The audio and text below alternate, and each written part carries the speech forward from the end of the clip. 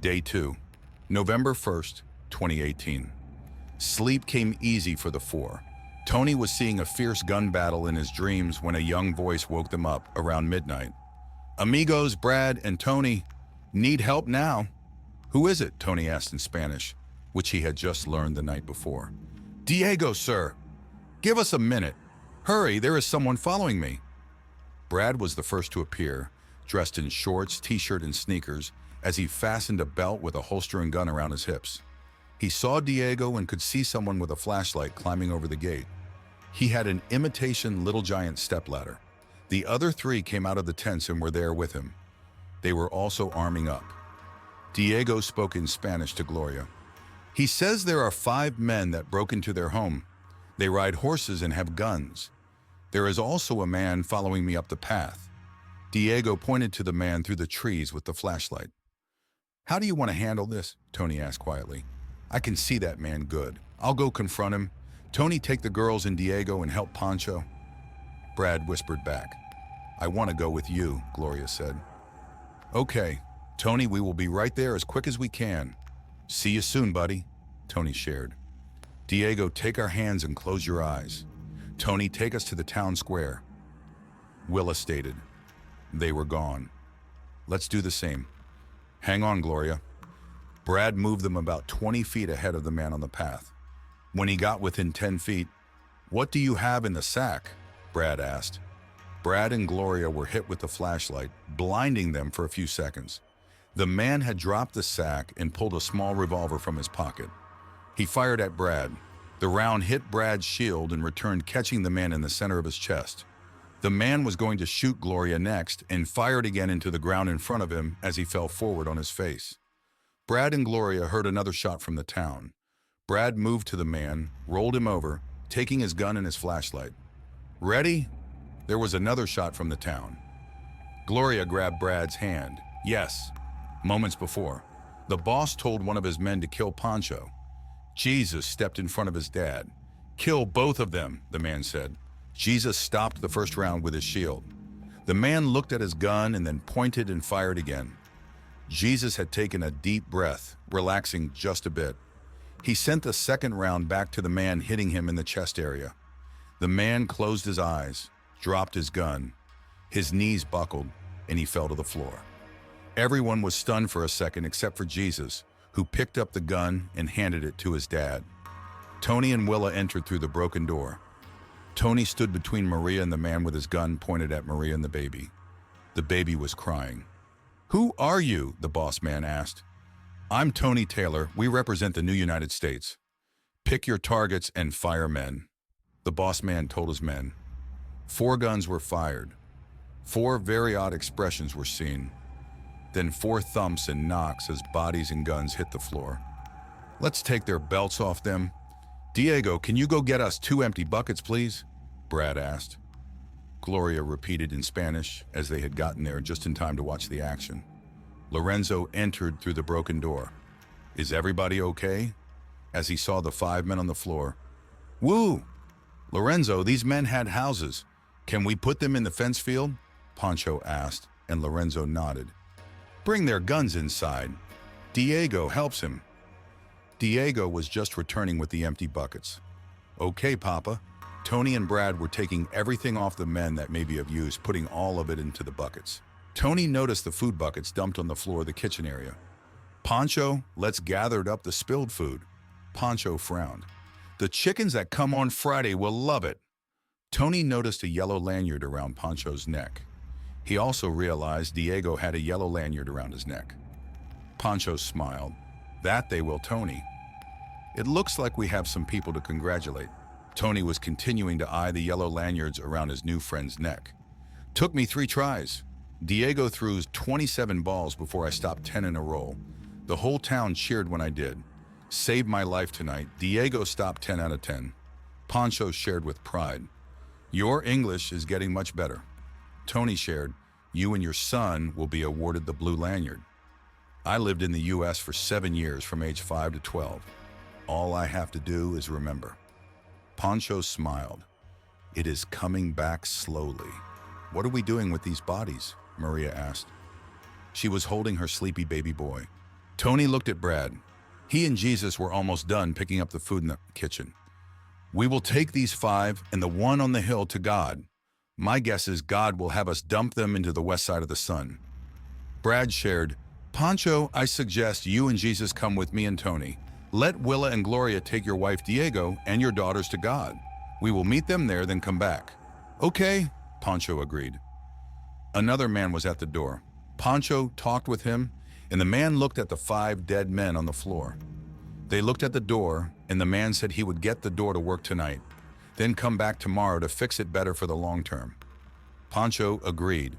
He told the man, we would take the bodies away and come back shortly. Brad looked around. All were ready.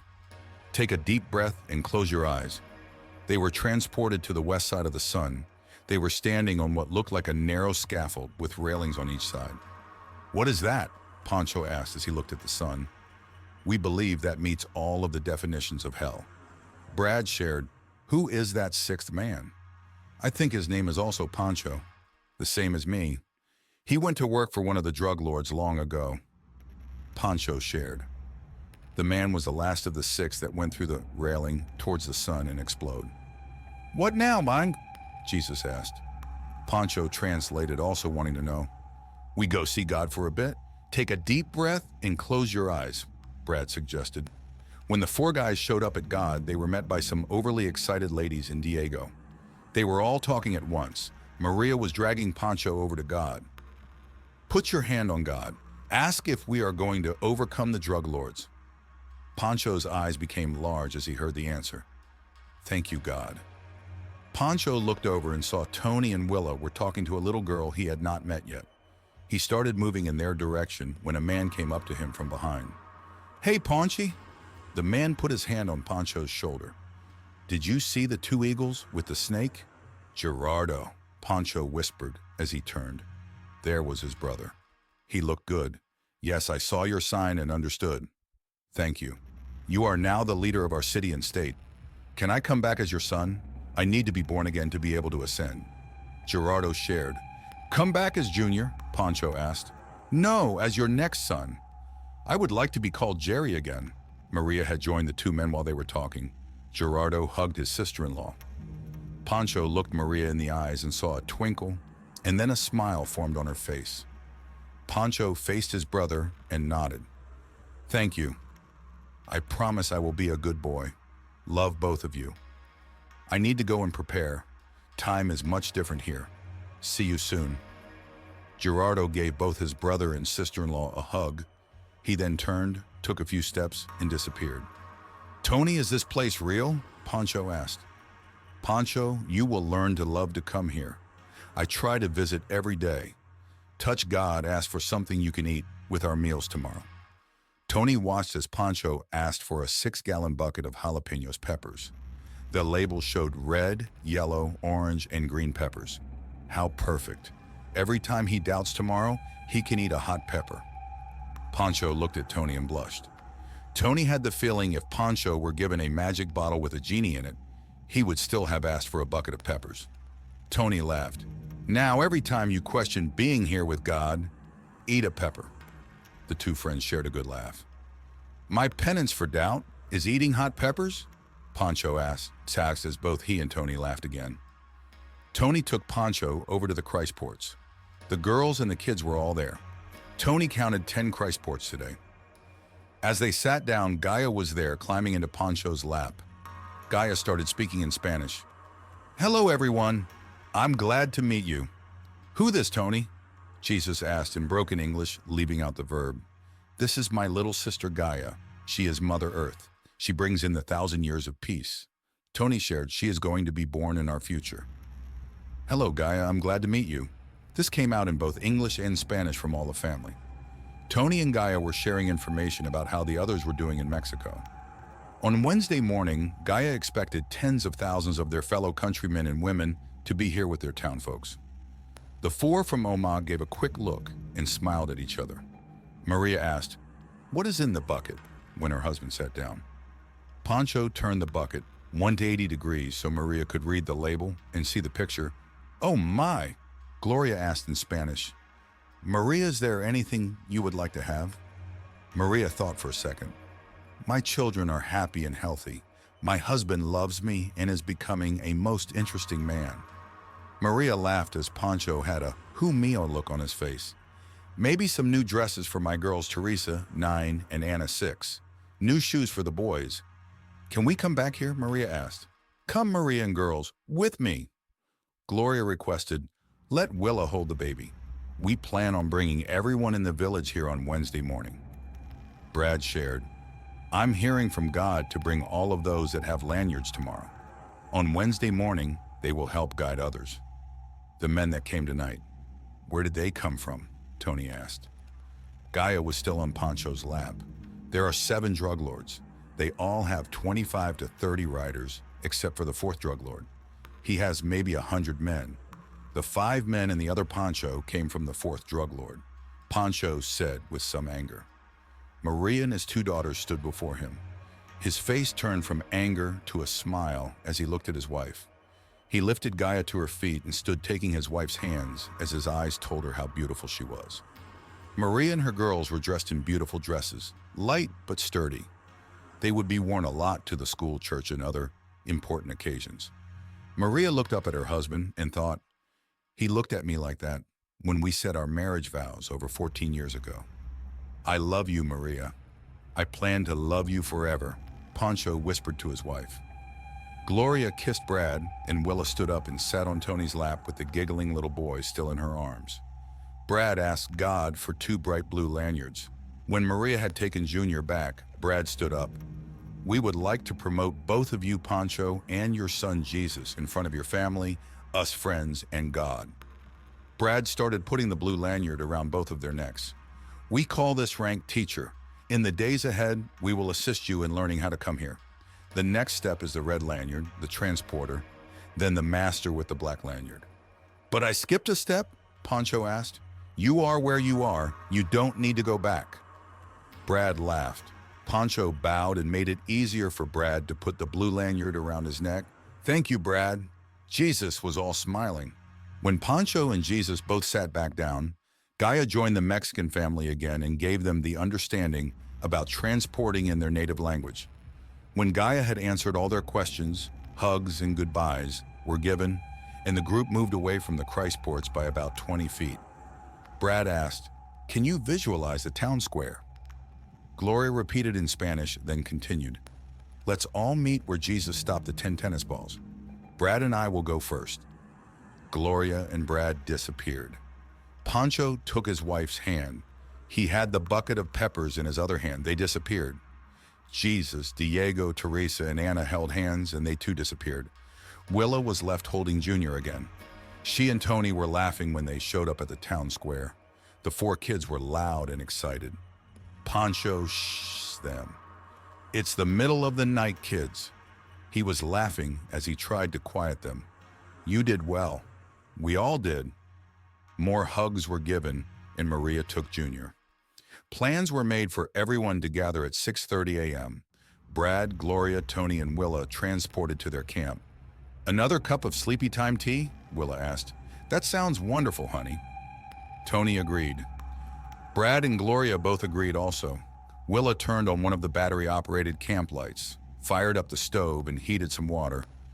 Did you hear one of those cheers last night was when someone suggested Pancho to be the president of the state? Pancho said he felt Mexico would become a state of the new United States. He offered to become the county executive and representative to the United States. Someone made the motion, the crowd cheered. The man asked if anyone disagreed.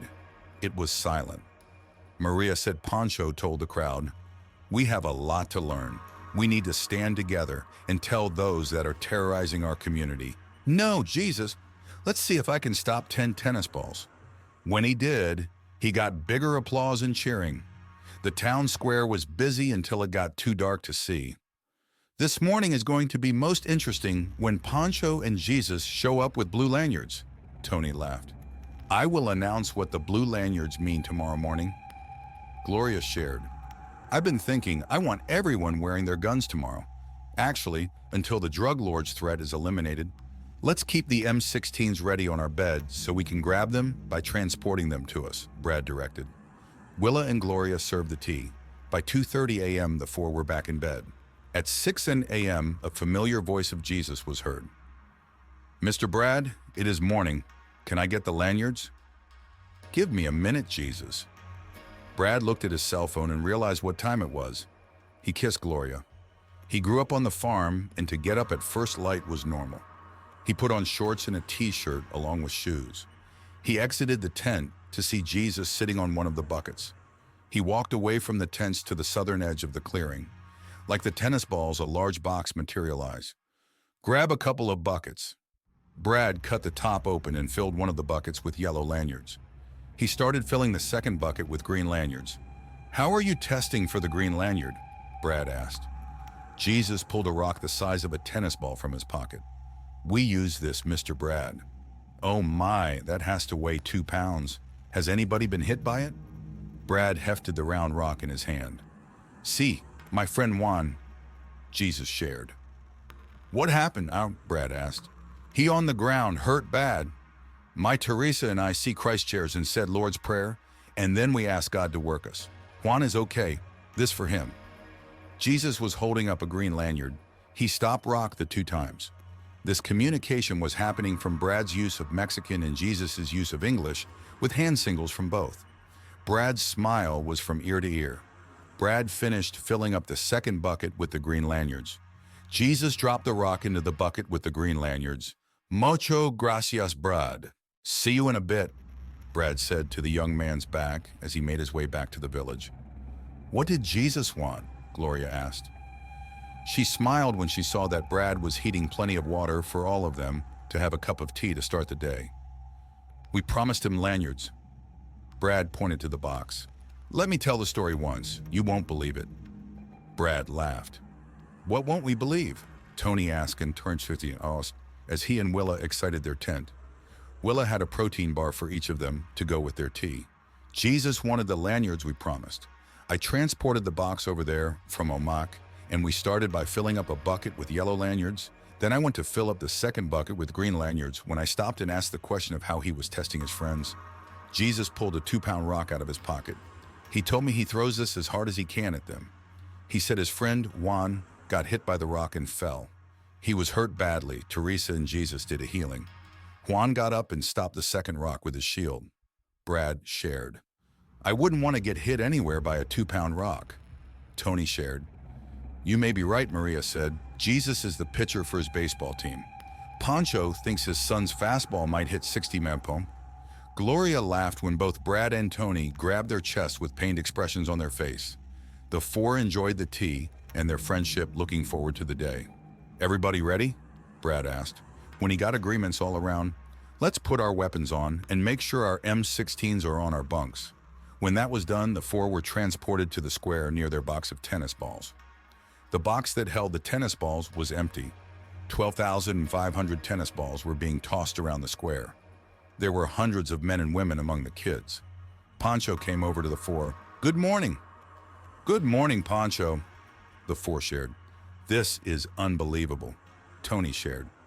Everywhere they looked, more than half the residents of Jose Maria Ch.2 seemed to have yellow or green lanyards on. "Everybody knows what happened last night," Pancho shared. "Oh, my son Jesus reminded me to ask you for more lanyards. Some of the girls have started making lanyards out of the cowhides from the milk cows we used to have." Pancho chuckled. "My village is alive. We will climb very high. I'll get to it." Brad laughed, and in a minute, the big box from the campsite was placed next to the empty box that the balls had come in. Gloria switched to Spanish. "We want to take everyone this afternoon to God who has a lanyard or is eligible for one. We also want to include all those that have been there before to act as guides. Is it possible to extend the time between 2 of the meals to 3 hours? Yes, we could eat at 1 o'clock and then again at 4 o'clock. Pancho nodded as the team and Pancho watched everything going on about them. Off to one side were 2 wagons being loaded up with buckets of beans and rice. Many of the men were working the distribution of the heavy buckets of food. The horses trained to be ridden did not like being attached to a wagon and were uncomfortable. A man was holding each horse, talking to it. "Pancho, did the water system get purged?" Brad asked. "Like you, I woke up to this." Pancho pointed to the square. I'll have the kids purge the water system after breakfast. I did not have the heart to interrupt this training going on. Now if we can direct this energy and activity into our school." Pancho laughed. The four from Omak and Pancho watched as one group was returning tennis balls with their shields. The five friends laughed and turned to go to work. Pancho with his breakfast prep, and the four with manifesting thousands of buckets of food to be distributed at each meal. The four went and sat on empty buckets, and Teresa, Pancho, and Maria's daughter came up to the four. "Can you get some more peppers?" she asked in Spanish. "Get 2 more buckets, Teresa." Brad got up and went to get Pancho. "It will only take a minute or two, Pancho. Have a seat, Teresa. You can help." "Everyone hold hands, say the Lord's Prayer." Gloria led, speaking in Spanish. "Why the Lord's Prayer? Isn't this magic?" Teresa asked. "You have a key for a door. Once it is unlocked, everything inside the door is available. We have been told the Lord's Prayer is the key to opening the energy centers of our bodies. By doing this, that door opens up for us in everything that we believe is possible," Gloria shared. "But I don't know if I can do this," Pancho said. "We did not know if we could do this until yesterday." Gloria shared as the four from Omak all smiled and nodded. "You mean I am a day behind you?" Pancho asked. "Papa John says there are hundreds of steps to take. The black lanyard is only to signify we have achieved step 5. Gloria shared, "You are in some ways 2 steps behind us, but in other ways you are very close to us." Pancho looked at his daughter and sat up a little straighter. "Let's do this." It took a minute, but there were 6 buckets of mixed color peppers.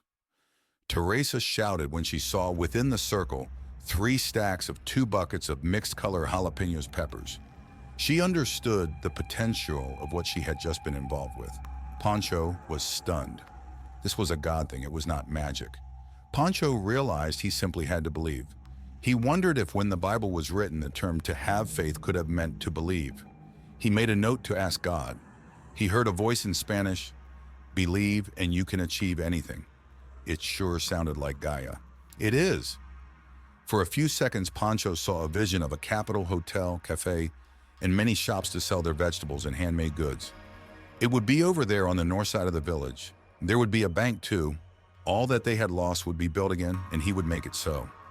Maria and Diego and Ana all came over to see if Teresa was all right. Teresa explained in detail what they had done and what she had experienced in Spanish. Gloria also told them the same method applied to healings. We simply open a door and allow God to work through us to heal or to manifest things we need. Lorenzo came over along with other men. They also joined the circle. Soon, dozens were standing around those seated. The 2,000 buckets of corn flour, shredded chicken, shredded beef, dehydrated peas, corn, and tomato squares all came quickly and almost too easy. There were 6 stacks of 2,000 buckets. Each stack was 20 buckets wide and 25 long by 4 buckets high. Everyone just froze when they took in the mass of what they had just done. Even the 4 from Omak were stunned for a few minutes. They stood up and started hugging everyone. Breakfast was a few minutes late. The 43 people involved were moving a little slow, even the 4 from Omak.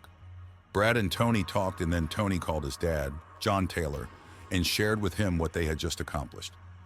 John was laughing and congratulating his son and telling Tony to pass that on to the others. He thanked Tony and promised to pass the possibilities on to the other teams throughout Mexico and the people of the Omak community. Breakfast was served, and the excitement was sky high as everyone heard of Pancho's visit by the drug lord's men last night. They also got to look upon 2 to 3 months of food for everyone. The portions were about 50% bigger today. Yesterday, they went through around 30 to 40 buckets of food per meal. Today, they expected to use 50 to 60 buckets per meal. Pancho wondered if he could ask God for some seeds to plant food crops. Gloria had mentioned milk cows and beef cows, and with 1,000 chickens on Friday and with seeds, they would be self-sustaining again once they eliminated the drug lords and their riders. Only Pancho knew this, but his friend Lorenzo was the great-great-great-grandson of the man that had built the 4th house. He had 6 sons, and he gave each son about 200 acres. The 4th house still had about 800 acres of the most fertile land in the world. Pancho's dad told him about the food crops. People from all over came and bought vegetables from the community. The growing season was almost year-round. Fruit trees would also produce year-round. Gaia, can we get fruit trees and seeds to grow vegetables from God? What Pancho heard was almost as good as Maria's "I love you." The next time he visited God, Pancho planned on getting a big bucket of seeds. Maybe he could set up a nursery. He estimated how much room he would need to have a 1,000-tree nursery. The kids would love to see fruit trees, and he felt sure he could have them water the infant trees every day. "Jesus, can you get your water crew together after breakfast? We need to purge the system." Pancho directed, "Turn the water on and let it run. We will eat another meal, then you and your crew can test the water. If it is clean, turn the water off and turn the sign around." "Okay, Papa." Jesus felt proud. This was important, and this was the first time he was doing this on his own. Jesus realized the four from Omak had changed how his dad treated him. It was nice. He would make sure his dad could rely on him. He would talk to his brother about what he was feeling. Pancho watched as his son organized the water team into action. There were 12 streets, and Jesus had at least 8 boys go down each street. Jesus ran to the first street and gave the thumbs up. Then he ran to the second street, gave the thumbs up to each of the individual groups. He sent 2 boys back when he saw 2 different faucets not turned on. When he was on his way back to his dad, Pancho pointed to the church. Pancho went over and turned on the valve that was called the square faucet. He then watched as Jesus went over to the corner of the church and turned on the last faucet. Joe, or as he insisted on being called Joseph, after Saint Joseph, the husband of Mother Mary, was the son of the dead minister. Like Pancho's father and grandfather, the drug lord's men had killed them all. Pancho was only 34 years of age. In his life, he had seen hundreds and possibly over 1,000 deaths from the hands of the drug lords and their men. Last night was the first time the town had ever killed and not had someone killed. He was being treated this morning like a president of the state or of Mexico itself. Everyone was nodding their heads, saying good morning, and all had a smile on their face. Pancho closed his eyes and saw himself against God, thanking our Father. He opened his eyes to see Jesus being pushed to the ground by Joe. Pancho did not remember seeing Joe at any of the meals. Joe was 17 and had been a bully all his life, much like his father before him. Jesus got up. He said something to Joe. "Pancho, stop that," Maria demanded of her husband. "Hold on." Pancho had hit the pause button. "Let's watch." Pancho looked around. Thousands were watching his son.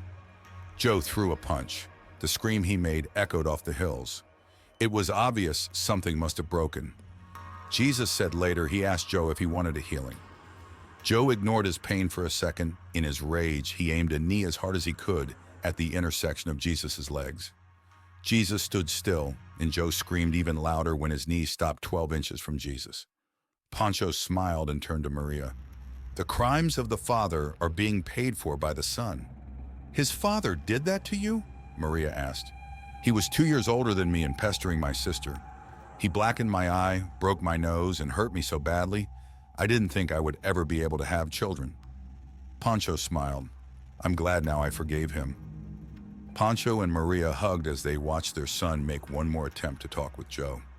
Jesus said later he asked Joe if he wanted to be healed a second time. Joe's answer was to try to kick him while lying on the ground. Jesus simply walked away, then ran across the town square to his dad and mom. When Jesus got near, Pancho opened his arms and gave his oldest a big warm hug.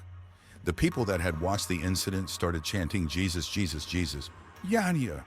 The second meal of the day went as planned. People were talking, they were feeling good. A bucket of freeze-dried shredded beef went home to every household. Jesus and his crew checked the water, turned the faucets off, and hung the sign with the green side out. The 4 from Omak were walking among the people offering to heal anybody and everybody. Teresa and her small army of girls were assisting and learning as they helped the people. Several hundred healings were done. In the other meals following that second meal, the numbers of healings would multiply. The people were feeling truly healthy for the first time in their life. When Jesus and his crew were done turning off the faucets throughout the town, Jesus came up to his father. The man and son both looked over at the running faucet at the corner of the church. "Race you?" Pancho challenged his oldest. Maria and Diego were standing and watching. "Think you can catch them?" Maria asked Diego. Go. Diego caught up with his dad and brother. The three stopped, touching the church within a second of each other. Dad and sons laughed. Pancho looked behind and saw hundreds of boys, girls, and men also running in their direction. Pancho and sons went over to the faucet. Jesus cupped his hand, filling it with water. He smelled it, then stuck his tongue in it before cupping both hands, filling and drinking the water. He looked up to his dad. It's good water. Both Pancho and Diego also took a drink. Good job, son. Turn it off and change the sign to green. I'm going over to see Joe. Pancho knocked on the door. He heard a voice that sounded more like a moan. His sons were on either side of him and Lorenzo was standing behind him. Pancho slowly opened the door and called out, "Joseph?" A louder moan was heard. "Shields up," Pancho ordered. As father and sons stepped through the door, they could see Joe sitting on the floor with a gun in his left hand. Lorenzo was able to stick his head inside just enough to see over Diego's head, seeing Joe with the gun. Ah, the little girls of Jose Maria Ch.2 and their weakling father. Joe's left hand, holding the gun, wavered. "We come here offering you a healing for the third time." Jesus shared, "How dare you pretend to act as our Lord? That is blasphemy.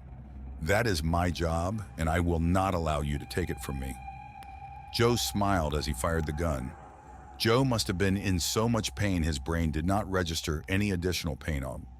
The first round bounced off the shield of Pancho, returning to enter Joe's chest area.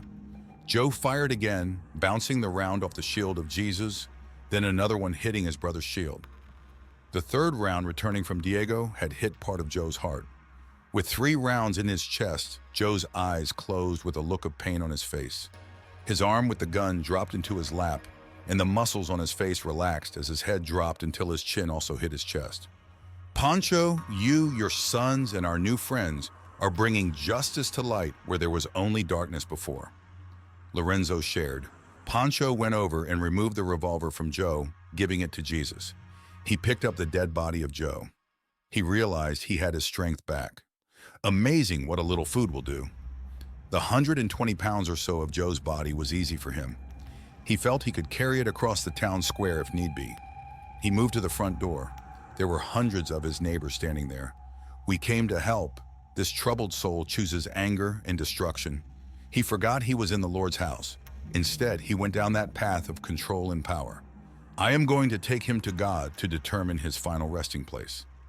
Almost all were nodding their heads in agreement with Pancho. "Can I go with you?" Lorenzo asked. "See." Pancho looked at his 2 sons. "Take your uncle's hands. Sons, touch my arms." "To God!" Lorenzo let out a scream. "What? What is that?" "That is the sun." The body in Pancho's arms was awaking, and Pancho helped it to its feet.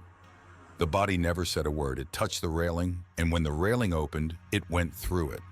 Like a moth drawn to a hot porch light at night, the body moved towards the sun until there was a small explosion. The body disappeared. Lorenzo touched the railing. It had closed and appeared to be strong and whole again. How? Why? Tony and Brad believe this meets all of the definitions of hell. Pancho pointed to the sun. They believe the individual soul determines and judges every aspect of that soul. "Sons, let's take our friend and brother to God." The 4 came together again. A few moments later, they were there with our father. Lorenzo had his mouth open. A little girl dragging a little boy came up to the 4. Pancho recognized the little girl, who was Gaia. "Hi, Gaia. We made it back and we brought a friend." Pancho laughed. "Hi, Pancho and friend. This is Jerry. He says he is going to be your son." Gaia introduced. Lorenzo was a year older than Pancho and a year younger than Gerardo had been. The 3 had grown up together since Lorenzo had escaped from the drug lords at 11. Lorenzo had witnessed his dad being killed and his mother having her clothes ripped off her, then dragged into the house never to see her again. Pancho's dad had given Lorenzo a place to sleep and had fed him in exchange for his promise to work hard and learn his lessons. The 3 played baseball on the same team. Jerry was first base, Lorenzo was on second, and Pancho played the hot corner, third base. Whenever any one of the 3 made a good play or hit a home run, Pancho's dad would celebrate. Lorenzo kneeled. Pancho saw what he had planned and kneeled beside him. Jerry came running, both of his hands raised as he met the raised hands of his brothers. This had been going on since before the boys became teenagers. Pancho and Lorenzo looked at each other, and their free hands also met in a high-five action. Jesus and Diego realized the heritage of the high-five within their family. When Diego saw the right hand of Jesus being held at shoulder height facing outward, he quickly met it with his own. Both boys decided to extend the custom to another generation. They laughed as they watched their father and uncles talk excitedly about all kinds of unimportant things. "Pancho, this feels like a dream. How did you come to terms with this?" Lorenzo asked. "Tony had me eat peppers every time I doubted this." Pancho laughed. "Did you eat a lot of peppers?" Lorenzo had a smirk on his face. "My stomach has been talking to me all day." Pancho smiled. "Come." Jerry pulled Lorenzo over to God. "Touch God and ask for something." "I like your pepper penance, Pancho, even if I lose a night's sleep." The three old friends laughed together. Pancho touched God. He heard, "You had a request." Pancho thought for a second. "Yes, for a bucket of vegetable seeds to plant that will grow best in our soil." A 10-gallon food-grade bucket with many packages of seeds of 20 different varieties appeared next to Pancho's leg. "And the fruit trees?" Pancho whispered, "Yes, please, Father." Pancho was holding his breath. What appeared was a great big garden wagon with a large box. 4x Oentol, 2 sturdy wheels under it, and a solid handle at one end. There were also 2 solid skids just in front of the handles. There in the box were over 1,000 baby trees, in about 6 inches of soil and standing a foot tall. Pancho blushed at what he felt was an abundance of riches. This would someday in the future be the beginning of supplying fruit for the entire state county. The seeds would supply fresh vegetables for the entire town within 2 to 3 months. "Thank you, Father. You are welcome, my son." "Shall we go home?" Pancho asked. So they said their goodbyes. The 4 made it back to the town square. There were thousands of balls bouncing all over the square. As the 4 showed up, people stopped to investigate what had been brought back from God. Word spread across the square until a shout from the edges triggered a roar of approval. Brad, Gloria, Tony, and Willa watched from near the grills. This town was starting to feel good about itself, seeing the possibilities of a bright future. A good part of their job was done. The 11 a.m. meal happened. The people's mood was still sky high. The shredded beef had been distributed at the 9 o'clock a.m. meal. The shredded chicken was handed out with the 11 o'clock meal. The buckets of peas, corn, and tomatoes would be distributed with the remaining 3 meals. At 2 o'clock p.m., everyone with a lanyard would go and learn about God so they could be the guides for tomorrow. Time went fast, and soon almost 5,000 were in the square. Gloria was standing on 2 upside-down buckets, explaining what everyone was going to see and what to do when they did see God. Gloria led the Lord's Prayer, then a cheer. Tony, Brad, and Willa had a circle of all that had been to God. Gloria stepped down and connected the circle, taking Brad's and Willa's hands. There was a jolt of energy going through everyone around the circle. The transport happened. They were there with God. Most wore yellow and green lanyards. The kids were on good behavior. They had been brought up in the Catholic Church, but it was easy to feel that the fuse had been lit on all the excitement that was waiting to get out. Diego asked God for an aluminum bat, one that was a few ounces lighter, but also a few inches longer to help the 10-year-olds play with the 11 to 16-year-olds. Somebody asked for a baseball glove. Pretty soon, there seemed to be 100s of baseball gloves. Then many new baseballs showed up. Then a dad got involved and asked for a dozen batting helmets and 4 catcher masks, 2 masks big enough for an adult umpire, several chest protectors for catchers and umpires. The kids had not played a game of baseball in over a month. The 17 to 18-year-old kids used to win all the time until Jesus learned to pitch. Now the 10 to 16-year-old kids won almost half the time. Jesus, with his 60 mph fastball and his knuckleball that danced across the plate, made hitting for the opponents difficult. After they had been with God for an hour, Jesus and Gloria got everybody to say, "Thank you, God," in Spanish.